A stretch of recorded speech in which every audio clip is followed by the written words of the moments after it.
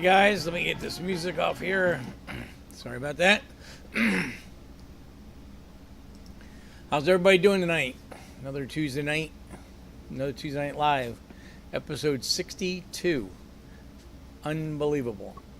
Yeah, so we're moving forward with the channel. Still not getting as much content on there as I'd like to. Workloads are still still haven't figured out getting the workload and all that stuff done. Hey Ryan, how you doing? Thanks for coming in tonight. So it's still a little hard to try to get the content on and get work done in the shop and stuff, but did make some progress this week. We are getting so close with Dave Chevelle. I can hardly stand it. I just finished up the exhaust today. And hey Bill, how you doing? Glad you can make it. So that's getting really close. The wiring is basically done from the rear seat forward. So all the dash and all that stuff is all done. The cluster isn't mounted yet because I still have to do the programming and stuff for the Dakota Digital. But basically the only thing that's left is wiring up the taillights. Hey Rick, glad you made it. I know you said you might miss tonight, but glad you're here. And good work on the 55. Looks like you're, making progress. Hey Austin, glad you were able to make it tonight. Yeah, I can do a quick update on the Studebaker. I have the new cartridge for the turbo, and I have the new exhaust housing, turbine housing, but I have to build the wastegate system is built onto the old turbine housing, so I have to do that. So I had to make a fixture so I can, place everything because I don't have the car here, so that it'll fit when I get done. The big thing I'm doing differently is they used to use the exhaust tubing for the connection, so they put exhaust tubing to cast. So the dissimilar metals harder to weld, and I'm using Schedule 10 stainless pipe. So the pipe is a casting just like the housing is, and so that should weld together. Looks like we're still having a little bit of problems here with the internet. Sorry, I'm working on that. I kind of don't know what I'm doing with it, but I'm working on it. So that's the updates on the Studebaker at this point. We've got to get this exhaust turbine housing finished, and then get it back over to Leo's. We're trying to figure out when the next time we'll get to run it. Good thing is we're starting to get into turbo air. So in Florida we have huge hot summers with a lot of humidity. Not good for making horsepower, so we're getting it back together right at the right time. Oh yeah, thanks Austin. Yeah, well I have done turbine mounted wastegates in the past, but I always have used tried to use the same materials, and they've always worked out well and had zero issues with cracking. This one has been welded and re-welded multiple times, and the cracks just keep coming through. So I'm hoping that, plus the fact the way they machined the housing when they stuck the pipe through wasn't tight at all, so there's a lot of cavities, and just it doesn't look very nice. So hopefully I'm going to make this a really nice tight fit so that when you look at it from the exhaust side, there's no, everything's uniform and doesn't have any cavities where we can get turbulence and other issues. Boost has been our issue so far. I know once we get this thing worked out, the car is going to fly, because I'm sure you guys have heard me talking about Calvin, Nivlac 57, Nivlac 57, his channel. He's now into the 850 zone with his I don't remember if it was the wagon or the Copo Camaro, but they're getting close. Now their cars are running almost 10 more pounds of boost than we've run, and they're probably only about 300 or 400 pounds heavier than we are. So,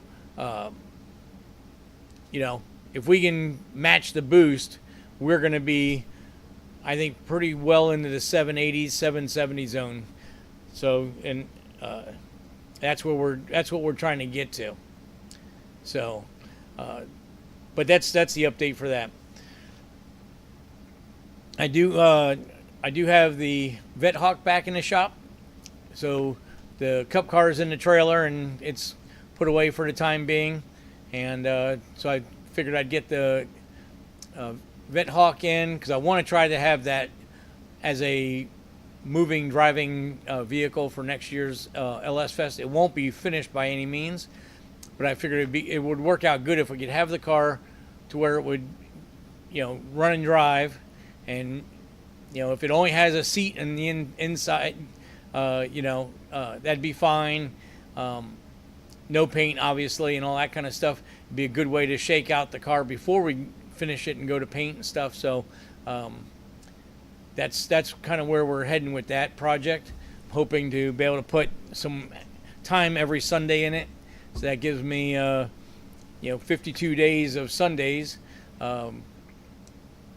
To try to get at least a good portion of this thing done, and then obviously we're gonna at some point we'll have to jump on it, you know, for a couple weeks at a time or something like that. But that's something coming up in the future. I do have some video on that, some pictures on that. I'm getting ready to do a part 3 video for the car, and I did order wheels today, so that's good. You guys get to see the first shot at what the wheels that I ordered for it. So on Dave's Chevelle, like I was saying earlier, I've got all the wiring done under the dash. So the power windows, power locks, wipers, AC, the HVAC controls, all the digital Dakota instrumentation, the BIM connecting to the Terminator X, and the gear shifter position box, plus the Detroit Speed Wipers has its own control box, and then of course the Terminator X Max. It's controlling the 4L80 and the 535 horse LS3 engine that's in the car. That stuff is all mounted, wired, ready to go. I've got all the wiring running. I got wiring going to the power seat, and I've also got all the wiring going to the back of the car for backup camera, and then of course tail lights, brake lights, and all that stuff. So keeps getting closer, and you know, we'll keep picking away at it and get this thing running soon. Got the exhaust done. I just finished that a little bit ago, so I'll show you some pictures on that. Probably that's what we'll go ahead and we'll start off with Dave's car. So let me switch screens here. Now I didn't get a chance to get any of this stuff set up yet, but we'll go ahead and, you know, bear with me and we'll get through this. So let's go from here. That is the wrong picture. There we go. So there's the underneath of Dave's car, with working on the exhaust, Cook's headers, and MagnaFlow exhaust system that we put exhaust cutouts on. There's the exhaust cutouts. So we kind of getting all this stuff going. There's back to the tailpipes. And then this was the way the tailpipes came in the MagnaFlow kit, which was kind of ridiculous. Well, that's a picture with the gates open. Here's a video of it with them working.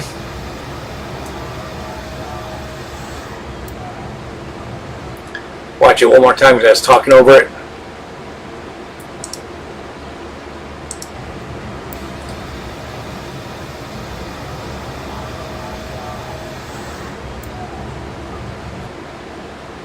So yeah, that's where we were at with that. Let me see. Now we're kind of jumping around on pictures here. Let me go back here. What's this?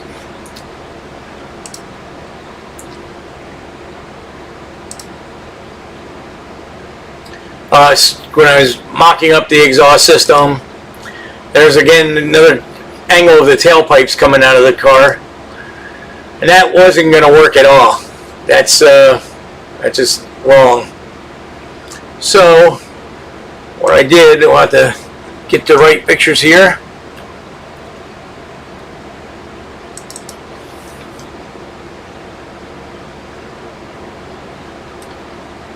So you can see the pipes going out the back.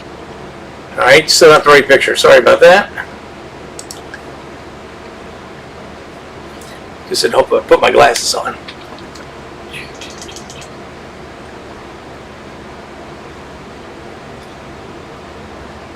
Alright, what do I do with them?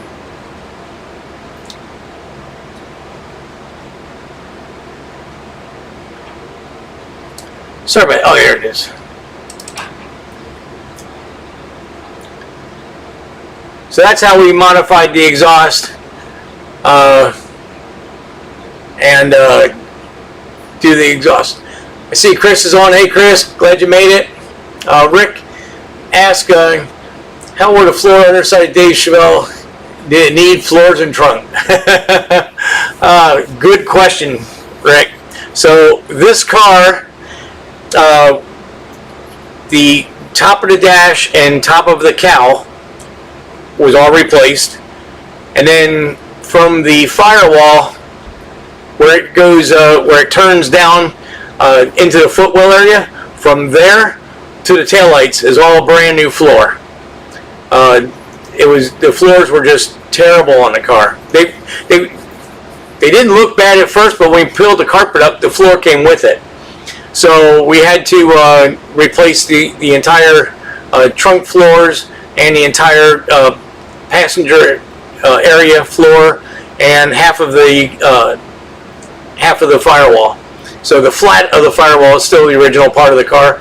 The inner structure underneath the roof skin is still original, but it's got new roof skin, new door skins, rear package tray, and the valance to break between the package tray and the trunk lid. That's all new. New A-pillar post and new all new window channels around the windshield and around the back glass. That was all gone. The car had somebody had put quarter panels on it a few years ago, so we were able to reuse those. But yeah, so basically, and all the front clip is all brand new. So basically, only the inner guts of the car are still the original steel. Everything else is brand new. So yeah, it's been quite an undertaking, and that's why this project has been taking a couple of years to get finished. I'm not a excuse me. I'm not a body man by any means. I do like working with sheet metal, and I was working on it before I had to shop in a tent on the side of the garage. So it was a long, painstaking time to get to this point. And then finally, once I had the car on the rotisserie, trunk, all the main floor replaced, body mounts replaced, all that, I was able to get Rick knows Bobby in Boca Qualitative Restoration. He was able to take the car over at that point and do the roof skin and door skins and then get the car in paint. But yeah, it's been a long road. But Kim wanted her original car, and she's getting her original car back.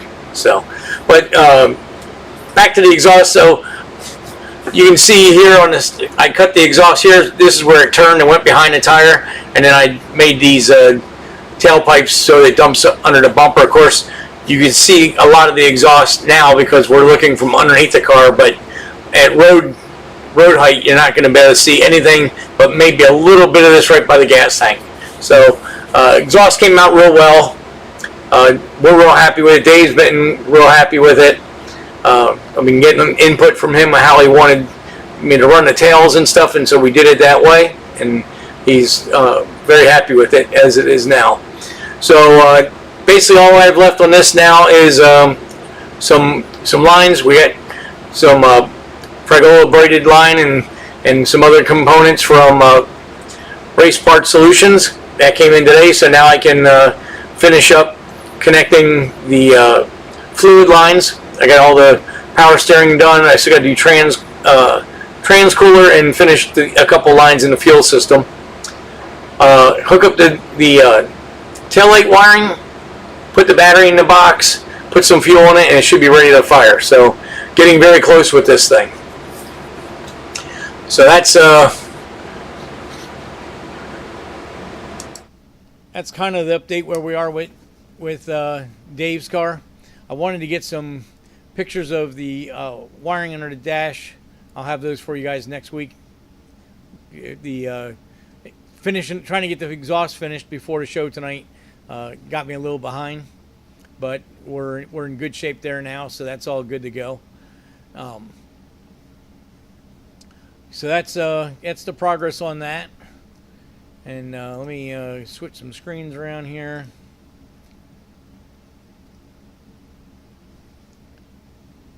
So let me go ahead and pull up some pictures of the Vettehawk.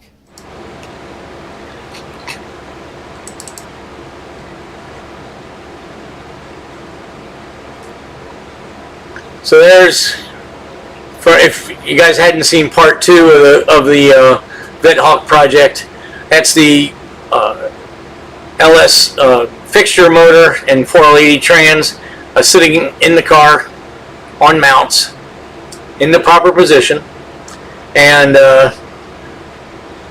been working on that. Let me see how these slides are not in order. No. So that's what the car looks like with the current wheels and with the body kit basically hung on with just some screws and stuff. You can see I got a wood structure holding the front clip up. And what I was doing was I'm starting to build the floor structures. So right now, because it was a Corvette that had all fiberglass floors, well, obviously we don't have any of that because we had to change the width of the frame. So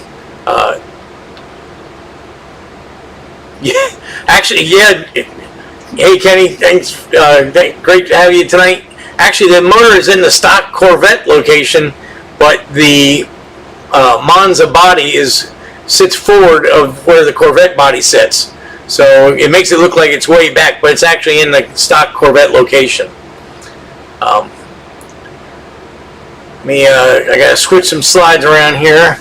So here's the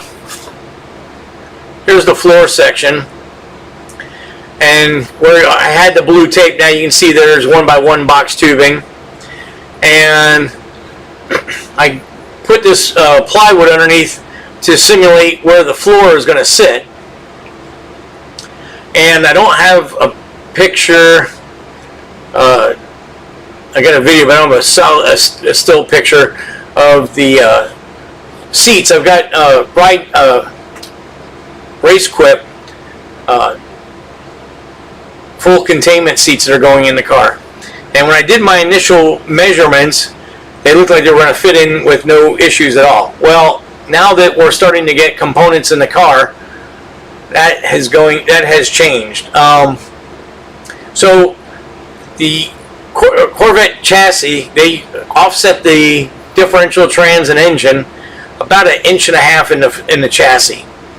So that gives the driver's side a little bit more room than the passenger side. So with this truss in there, which I was going to connect to the transmission, I think I got the next slide, but you don't see it on the next slide. But what I was going to do is try to reuse this ladder or brace that goes from the transmission to the rear diff. Now, they don't make a bracket for the 4L80, and they don't make a truss or whatever you want to call that piece, 4 to 4L80 and a Dana 44 diff. So I was just going to modify it, but since I have to modify it, I can kind of do whatever I want. So I've changed my mind now, since I've put seats in there, that we're going to do a conventional cross member, and I'm going to build a cross member in the back to hold the front of the rear diff. So that way we will not have a truss. The only thing we'll have going through the center of the car is a dry shaft, and using a 3-inch chromoly shaft, I'll have to do some modifications to the seat, to the passenger seat. The driver's seat should fit pretty decent, but we'll be able to get a tunnel in there and it'll all fit pretty well. So what I'm doing here is there's going to be another brace down here and go up and over the dry shaft area. Actually, now I'm doing a dry shaft. I could just go straight across. So what I'm going to do is I'm going to plate this in between here with 14 gauge steel. So it's going to make a vertical firewall in the back of the car, which will make the car not want to twist because it's going to have vertical stiffening. And then in the front, like we would do a drag car, same thing. I'm going to build a frame that goes around this mid plate. That'll go to the frame, and then the roll cage will attach to it, and the firewall will be welded around it, and it's going to make a complete vertical plane in the front. So now the front will have a vertical plane, the rear will have a vertical plane tied into the roll cage, which is going to make the car very rigid. Ryan says a good idea.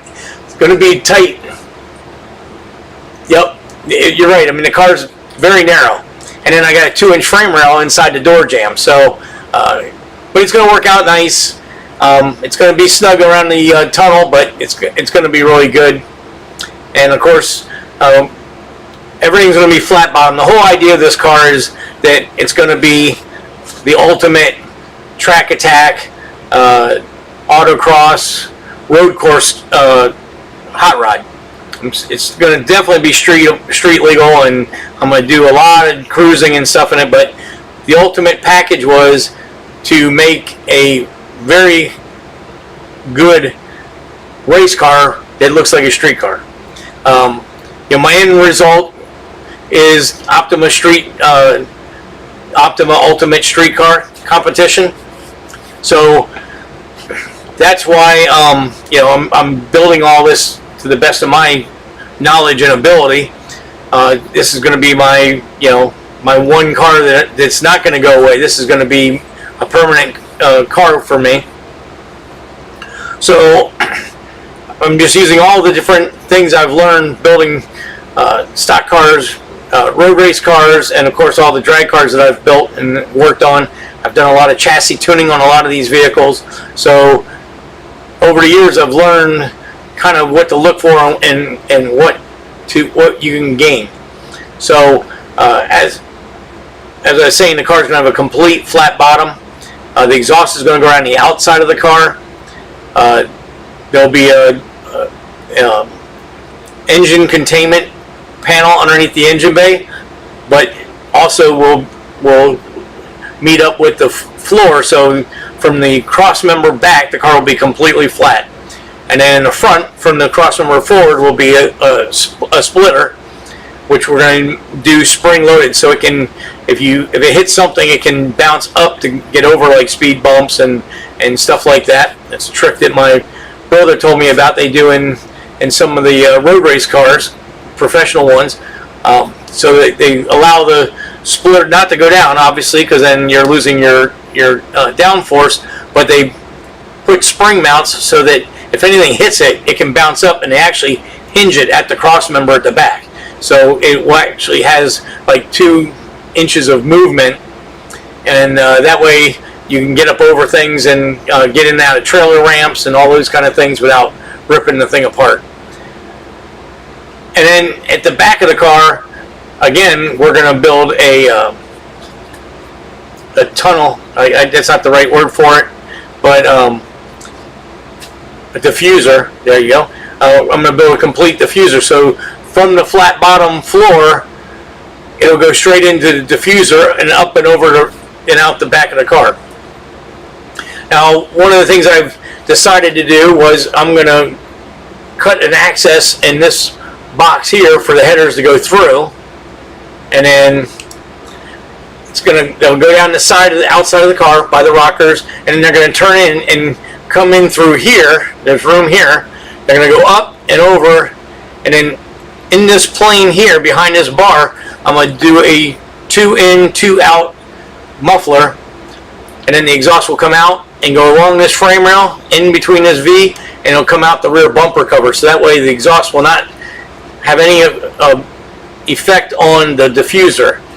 A lot of people have problems with that, and I was thinking about it also. How am I going to get the exhaust out of the car, but I don't want it to disturb the diffuser? So I came up with going out the rear bumper. It's fiberglass. I can make it do whatever I need to do, and that will keep the diffuser clean underneath, so it won't have any interruption and aero. So that with a good, probably a 6 or 8 inch wing spoiler on the back, we should be able to generate a lot of downforce for road course racing. So that's kind of the thinking we were going to do there. Plus, these cars, from when they were built, they had side pipes on them. So I'll be able to put at this point, I want to use a diesel chrome stack that I'll be able to put at least a 1/2 inch of insulation in and go over the 3 inch pipe. So it'll have a simulated side pipe, and it should hopefully have enough insulation that you won't burn your legs getting in and out of the car. Because Cobra kit cars are notorious for tearing up the back of your calves. Now, of course, the doors on this car are a lot lower. They'll be right above the pipe, so I don't think it'll be as bad. The Cobras, when you go to exit the car, your legs are way away from the ground, and you got to kind of hop up and over the exhaust and not burn yourself. So hopefully it's not going to be an issue on this. So let's see. That's this one again. Sorry. Well, I let this play through. I won't put the sound on because I didn't have. I haven't done any editing to it yet, so it's not good. But you'll see, I'm kind of going, and you're going to kind of see. This was the original thoughts about how the floors were going to lay out in the car. So wherever the blue tape is, that's going to be a 1x1 frame rail. And that'll all be integrated. Now there's going to be a crossmember where that piece of angle iron is sitting. Oh, so here you can see how that truss was going into the transmission. It's going to have to build some kind of support, and I'm worried about it ripping the threads out of the trans case. So I think just doing a conventional crossmember across here, which will tie into the floor, and then removable here for the trans mount. That way the trans is located with the weight down on top of a mount, so that should correct that situation. And of course from here there would be a piece going across there, and then that'll start the base of the firewall.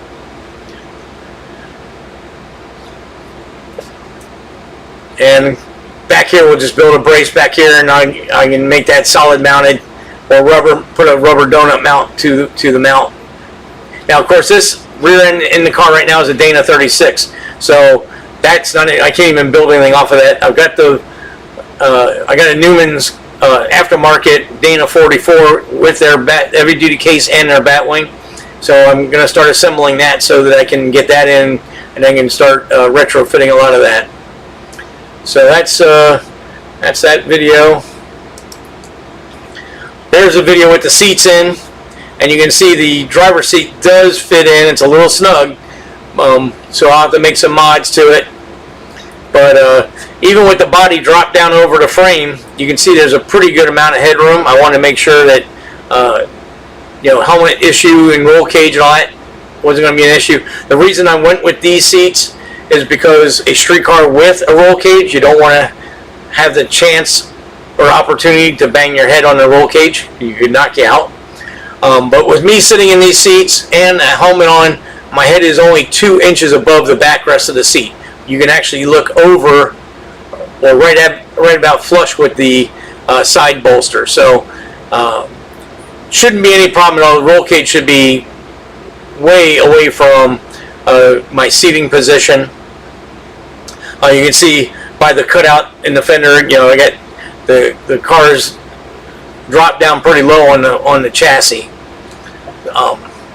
So here we're mocking up the rear wheels. And at this point, the ride height was set where it was at. I had to change that because it's too far down. But the car is going to have 3, 15, 30, 18s all the way around it. And of course, I'm using a wheel fit tool so I can figure out my brake, my rim backspace information. So that was doing that. There's with the adjusted ride height. So now the top of the tires, even with the fender. So now we've got this 2.5 inches of upward travel, so we can go over bumps and stuff and not have the tire bottom out on the top of the fender. So that all was looking pretty good. These are all kind of little unedited snippets that are going to be in the part 3 video. But pretty aggressive tire size for the car. It's going to be, I think it's going to work real well. There's the front. Now I did notice now that I've got a good sized tire in there, and that ride height is pretty much set right there. The front end still has to go back about another 1/2 inch or so to get the wheel opening centered. But of course, with the fiberglass and it's not mounted yet, that's easy to do. So we're going to go with 17 by 11s all the way around. 18 by 11s. Man, sorry about that. So these are just some of the videos I was messing around with, just trying to see how everything was going to fit. That's with the wheel turned. It does make contact with the sway bar, which I was going to build a new sway bar for it anyway, so I can correct that.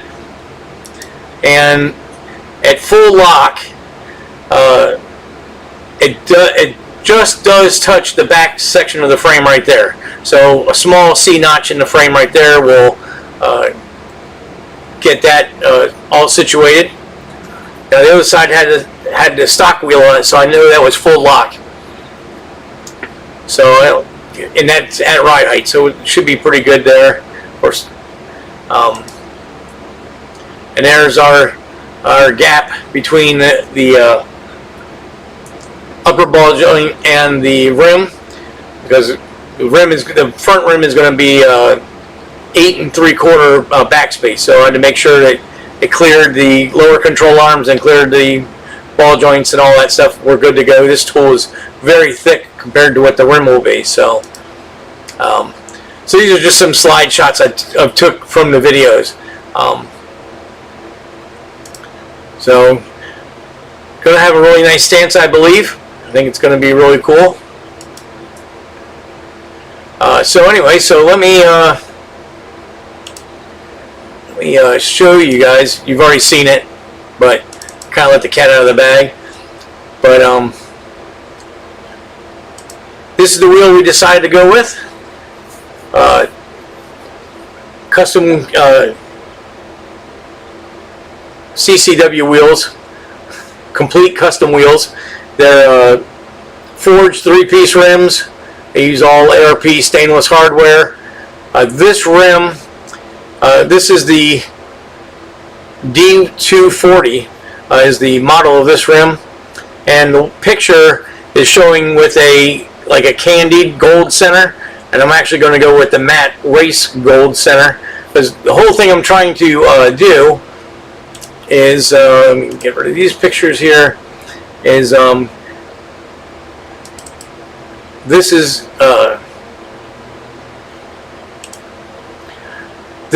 the original Decon Monza. So when Decon was building these cars for GM for IMSA Racing, I think they built a total of 14 or 15 cars. So the white with blue and red stripe was the in-house car. Now they built car number 1, but unfortunately they crashed it. So their car number 2 was already built or on the building plans for a customer. So this was build 3. So they went back with the original white with blue and red stripe, and you can see the BBS style wheel. So that's what I was trying to mimic, is get something that was in the same design, or kind of design, that the original BBS wheels that they would have had on these cars was. Now this body is still is a phase 2 body. They had 6 different phases. I like these phases because it still has a pretty flat front. So if we put a splitter on here, it'll be able to stick out a couple inches and get some use. And then you can see there's a wing built into the body, or a spoiler, and then following different rules like SCCA and stuff like that, I believe I can put a 6-inch extension on top of that. So it'll be a clear Lexan top piece reinforced with some aluminum and turnbuckles and stuff. So it'll create downforce, but and you'll be able to see through it when you're looking through your mirror. So this is the body style I like. The ones that have the big wings are not my style, and then they ended up coming out with a big cow catcher, I call it, front spoiler, and that wasn't something I really liked. Yeah, Ryan, thanks. They do look very similar. You know, in the BBKs, they just BBS. I'm sorry. They're in bankruptcy, and they weren't making that style wheel anymore anyway. So it was a matter of finding something that would look that. There was a bunch of companies that had stuff. Billet Specialties had one that looked kind of close.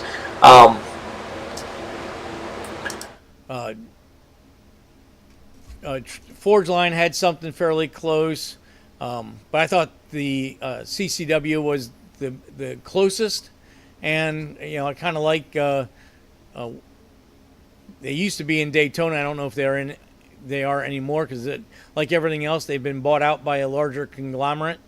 So I don't know if they're still being produced here in Daytona, but nevertheless, it's going to be a good wheel.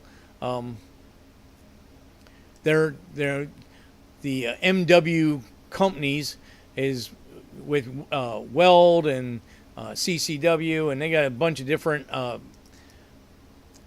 companies that they're that are all part of the group now. So all good, really good wheel manufacturers.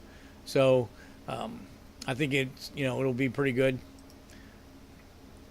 And I know they're going to be really good. So let me show you this. So here's this is a phase 5 or phase 6 body, and you can see the bigger front wing, or front spoiler, and then they got the big wing up in the back. Wasn't a real big fan of that design. These fenders are a little wider than the ones that are on my car, so that's why I went with the earlier phase. Yeah, Ryan, there was 4 lugs on the front of that car. It was pretty crazy. Now this car here has knockoffs on it, because obviously as they went through the building, they kept making changes, and I believe that let me see if I can. So I believe that they Hal Holbert, I believe, ran this car. Hang on a second. The car had changed hands a few times, but I believe Hal Holbert had it and raced it. And where is...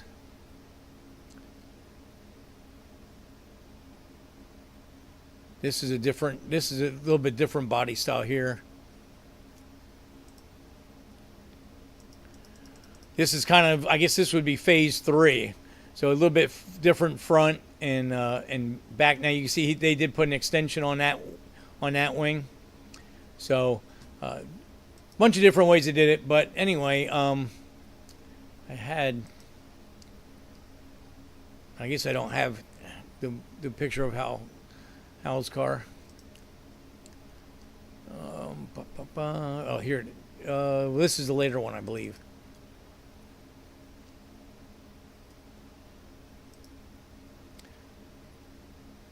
This may have been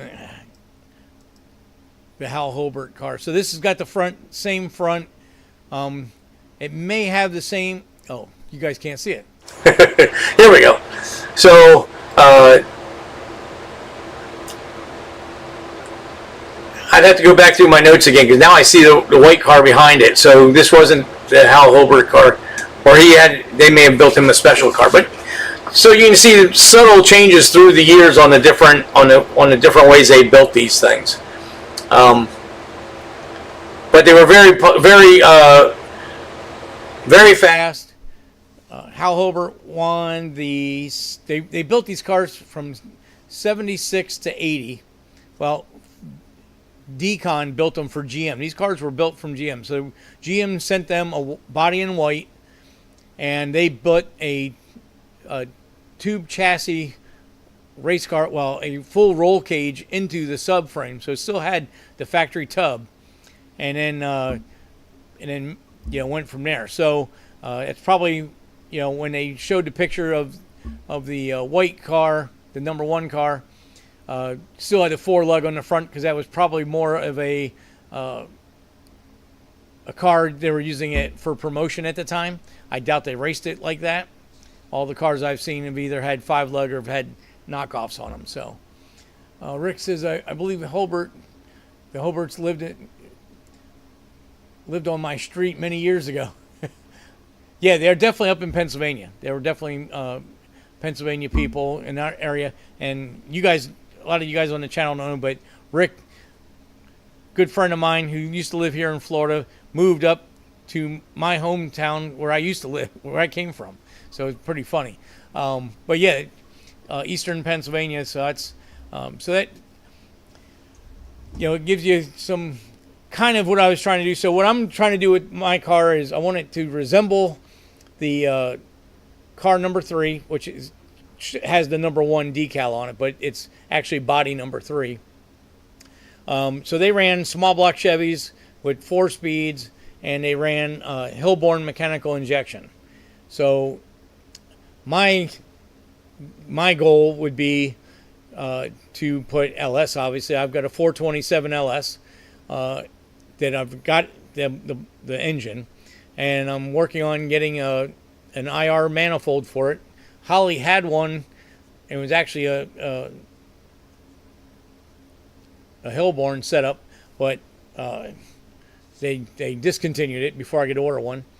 So, but there's a few other companies that make them. There's actually 4 or 5 companies that make them, and I believe we're gonna try to get one of those. So I'll put the hump in the hood like that. Now, a couple of other things I've learned over the years is we're going to tilt the radiator forward, and then there's going to be a reveal on the front of the hood because the engine is so far back. We'll be able to get the air out of the radiator coming up over the hood for more downforce. So you could see on that Budweiser car, they had 2 like NACA ducts there to pull the heat out of the radiator, where I'm going to try to encompass the entire bridge of the radiator because obviously my engine is farther back than what these cars were built. Yeah, Kenny likes the color schemes. So the color scheme for my car is I don't want to do a white car, so I'm going to do a blue car and then do white and red stripes instead of the blue and red stripes. So I want to stay with that same paint scheme, but flip the colors around. Chris says, where are you from?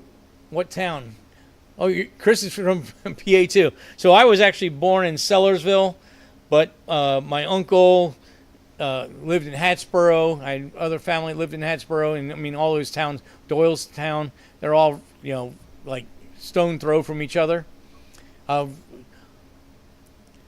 Oh, outside Reading, cool. So yeah, so a kind of a funny thing is Chris might remember, and I don't know if I doubt it's still there, but there used to be in Doylestown, there used to be a big shopping center, and they had Sears Town there. It was a big, huge Sears and Roebuck store.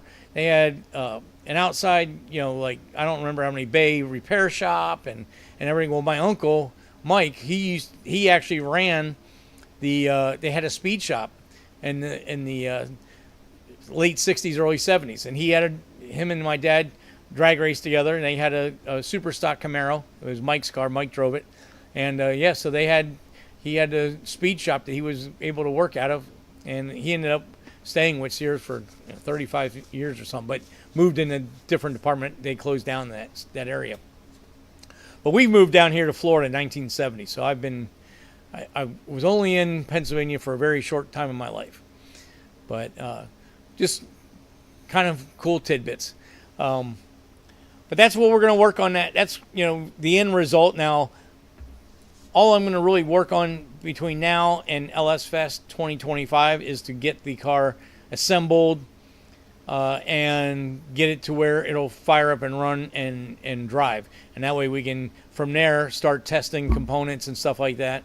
I've got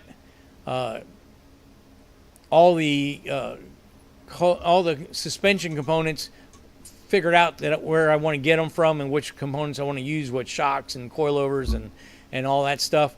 So that'll all be all in time. A couple cool things I want to do. I was showing Chris the other day when he came by the shop. The front brake ducts and the bodywork are going to. So on the Corvette frame, there's a big flat plate across the front. Well, when this cart was made into a Vette cart, they cut all that off. So I've got two frame rail boxes that are basically 4x4 opened up.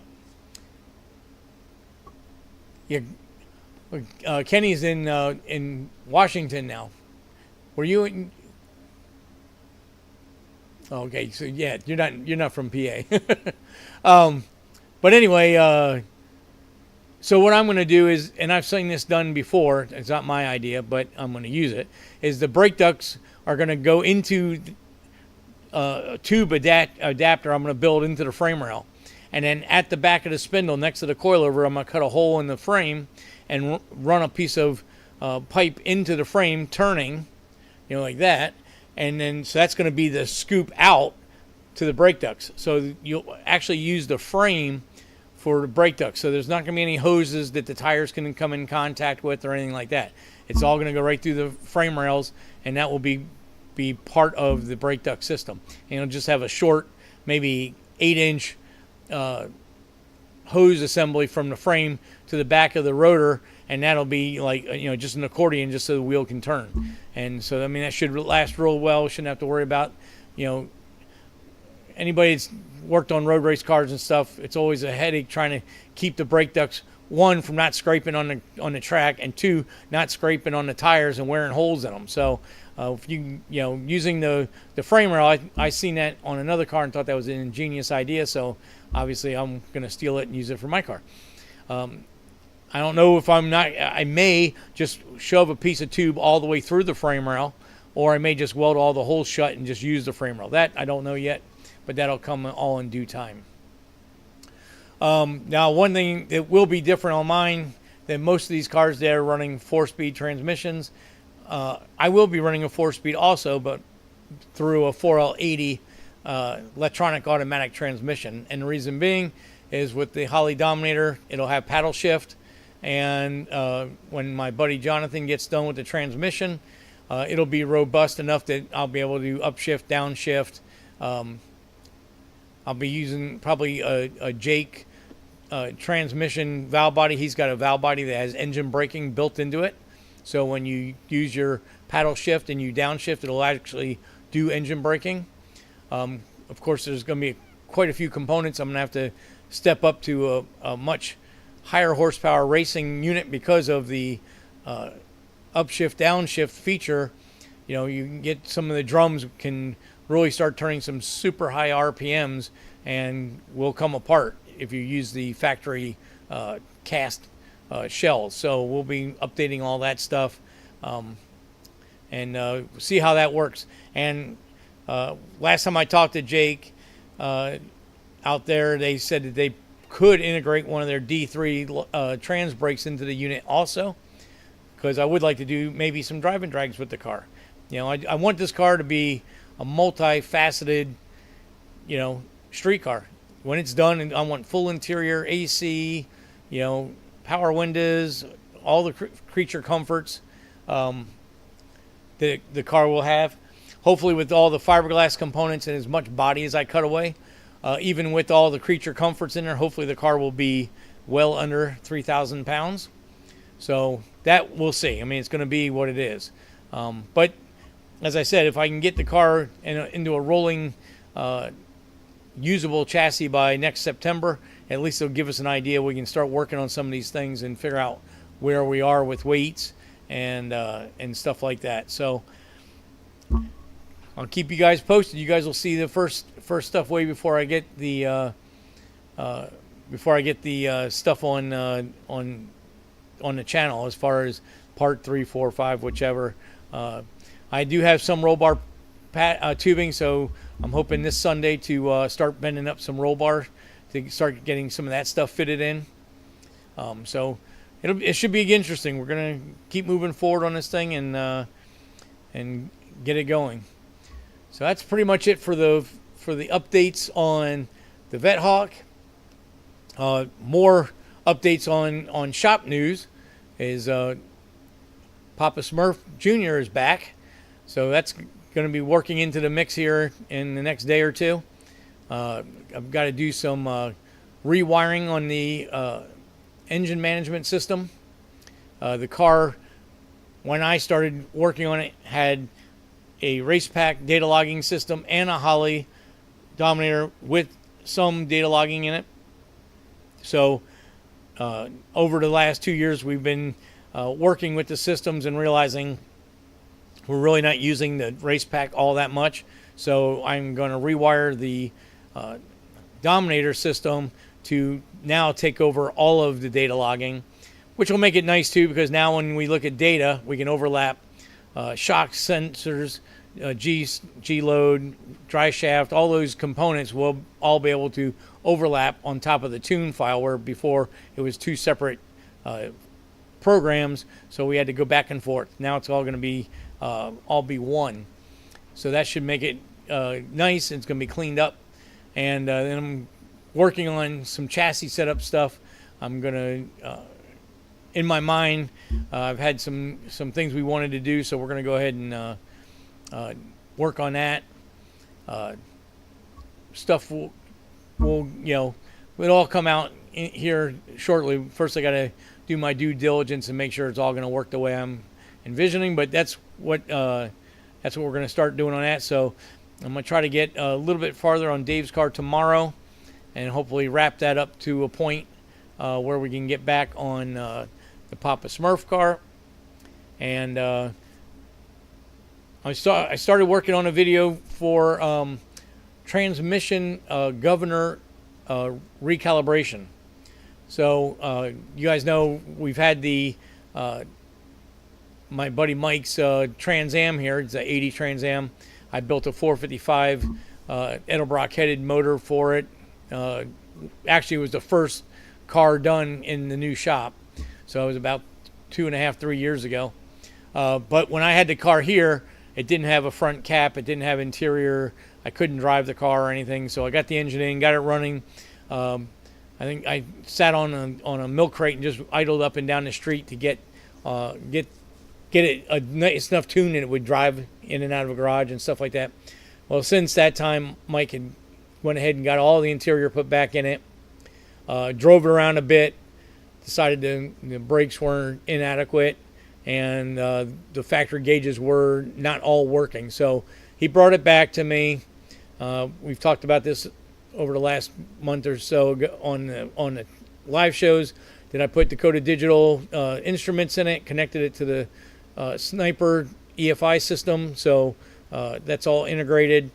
And then I put Willwood brakes all around it, 6 pistons up front, 4 pistons with e-brake in the back. Got that all plumbed up. I did a 373 gear and Positrack and Moser axles in the rear end. And so I've been just driving it around, trying to get all the bugs worked out of it and stuff. Now that it's street legal and I can drive it. And one of the things that was an issue was cooling. I did have does right now have a 2-core 1-inch tube aluminum radiator in it, and it had a single large spall fan with a shroud, but the car just would not maintain a temperature. It would just keep climbing. The longer you drove it, the more heat it would get. I could drive it around town, and after and then some highway, and then back around town and back on the highway, about a 35-mile drive, and it would start getting up into the 215, 220 area, which is extremely hot. Now, I know Pontiacs run hot, and the 455 motor is a late model, one of the later model blocks, and it's punched out, I think, 40 over, so it's thin. So that's going to create more heat than what we usually want to deal with. So I went ahead and built a bigger shroud when we did our cooling system tech tips a couple weeks ago. And I did a 1-inch thick shroud to get a lot of surface area from the corners, and I did a twin spall 12-inch fan, so 2 12-inch fans, which increased the CFM considerably. And with that setup, and now it'll stay under 200 for the most part. You get the air on and get in a lot of city traffic driving, and it will still approach 210, but it does slowly work its way back down. But it's still not running anywhere near the thermostat. We got, I think it's a 175 degree thermostat in the car, so we're way above that. So I now have ordered a Griffin 2-row, but 1.5-inch row, so the core is going to be 4 inches thick on this thing. And this should now fix the cooling issues with that car, because that's the thing that's happening is we're getting more airflow through now, but we still cannot get enough heat transfer out of the radiator to bring the car back down to temperature when we're on the highway. When you're on the highway, your cooling fans shouldn't even need to be on. In fact, they're on a fan switch anyway, on a temp switch, so they only turn on at 178. They turn on, but the car is still fighting to control heat. So that tells me that the radiator is not efficient. It was a radiator we picked up when we were doing the engine install. Was not a good high dollar Griffin radiator. I think it was like a Champion or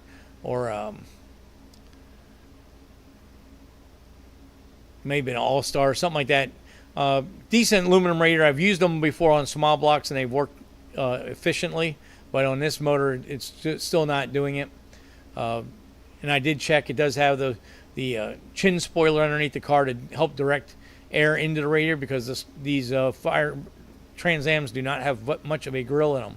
So that is another thing. You got to force the air to go through the radiator to make it work efficiently. So we'll see how that goes. It's going to be about 2 weeks before I get the radiator in for that, but that's another little project coming down the pike here. So that kind of gives you guys an update on what's going on in the shop. Hopefully we'll be able to get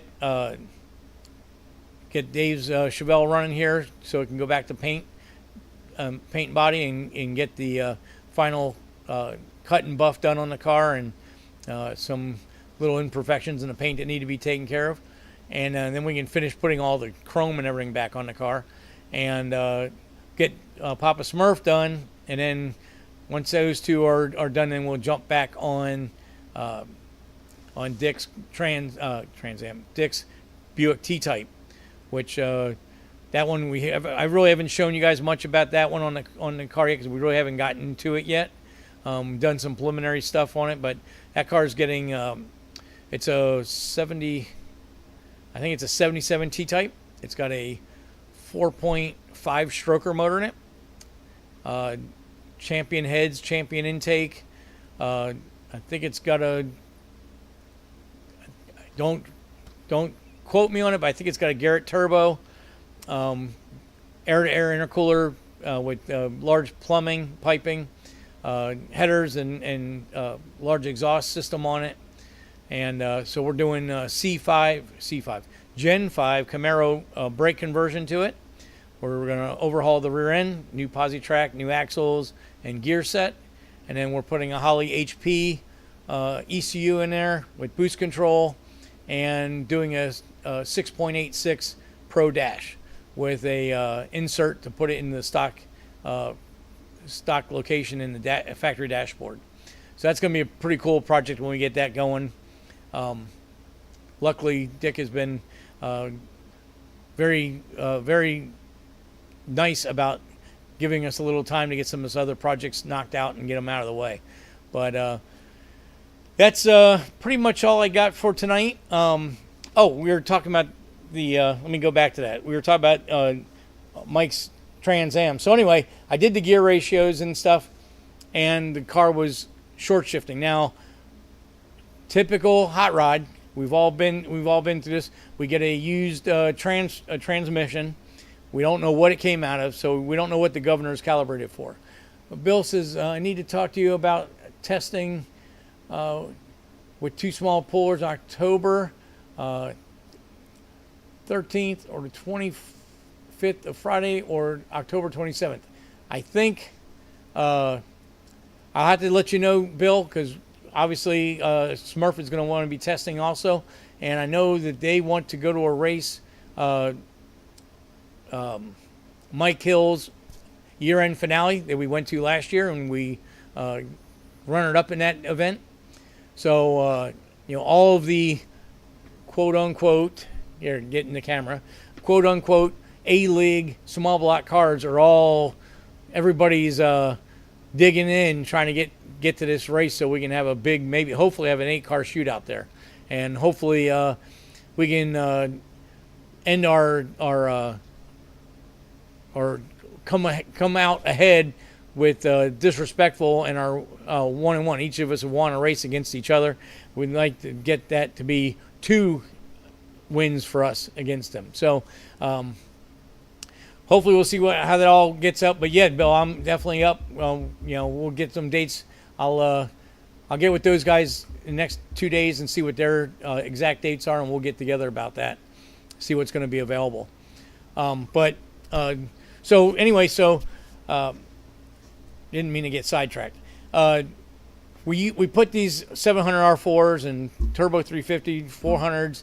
If you're using an automatic shift, factory valve body or performance valve body, the governor controls the shifts, and it's calibrated for tire size, axle ratio, and vehicle weight. And what that does is the governor spins on the output shaft, and it has weights and springs in there, and the weights and springs by centrifugal force override the pressures against the piston, so that when it overrides, it allows the transmission, it changes the circuitry in the car, and the transmission shifts.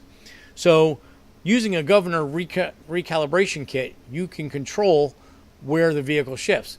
I've been doing these for a long time, where we would get a car, a guy wants a bracket race or whatever, or just a street car, but he's got a column shift, or he's got a cheap shifter that's not going to have detents for pulling it out of drive, or they just don't want to take it out of drive. They just want to mat the throttle with it and drive. So with the recalibration kit, you can tailor that shift point to where you can make it where you want. So if the car red lines at 6,500, we can control that. That's where pretty much the transmission will shift properly at. And obviously, at different speeds, it's going to have different points. But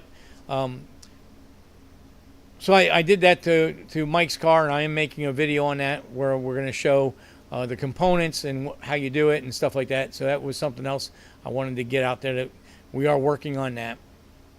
And it's something that any of you guys can do yourself. So you go do a trans swap in your car, and the shifts are really delayed, or they're stacked on top of each other. You can get a recalibration kit, and you can adjust it to wherever you want to make the shift points feel good. Luckily for Mike's car, all I had to do is do a spring change. I didn't have to change weights, and it fell right into place.